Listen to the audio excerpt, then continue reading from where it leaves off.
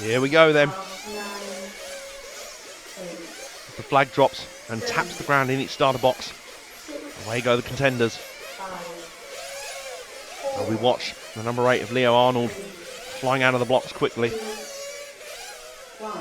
Remember, the big guys to watch in this one include Timu Lino and Bruno Coelho, as well as Dominic Greiner. Remember, Greiner and Timu Lino, they are two main contenders for top qualified position, but to be honest, with how close things have been, any one of the top 5 could have that honour as somebody flips massively over at the corner onto the back straight. He gets back going. I'm feeling that might have been that was the number 7 of Dirk Wisniewski, former champion in this discipline, of course. And he'll be looking to add another trophy to his cabinet. Let's have a look in the early doors. Let's see if we can find Dominic Greiner's car. Right, pink car is behind Thilo Turtman. The pink number 4 car coming through the start-finish area now. Over across the start-finish line. And then into the hairpins. There they are. He's just tailing Turtman. Right now, Greiner then your provisional top qualifier.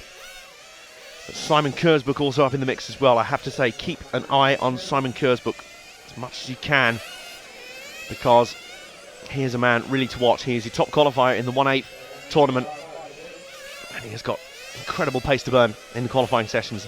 His mentality just cannot be questioned. His mental strength is never in doubt. It is whether he can deliver the raw physical pace on the day. And right now, he's answering all the questions. So Greiner goes flying down the back straight, hitting 65 miles an hour, we're told, down the back straight. And you may think for such a long straight that they could get more speed out of it, but remember, these cars are geared to be more effective in the twisties, which they are right now. So acceleration out of these corners is pivotal. So they sacrifice a little bit in top-end speed. But of course, they can't sacrifice too much, because they don't want a red line down the back straight and possibly burn out the engines. That's not what they want.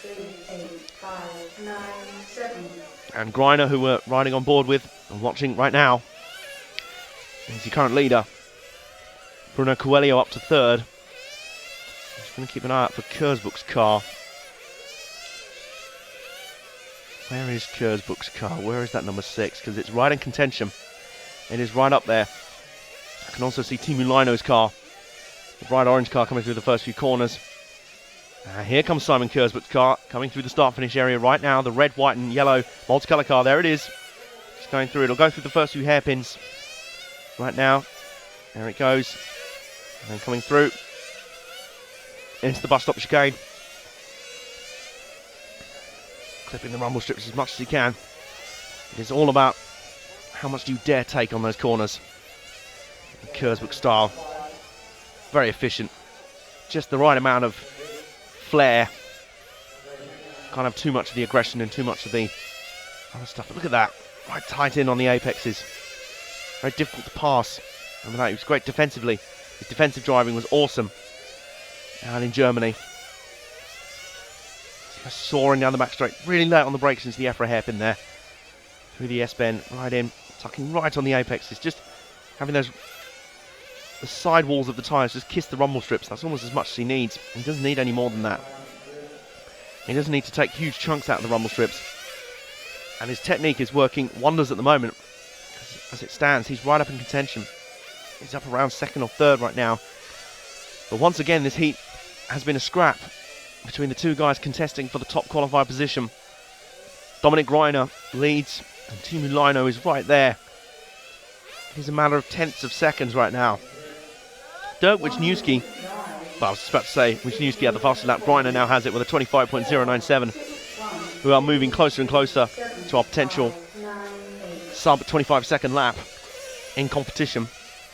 That would be huge to see. I'm just going to see if we can find.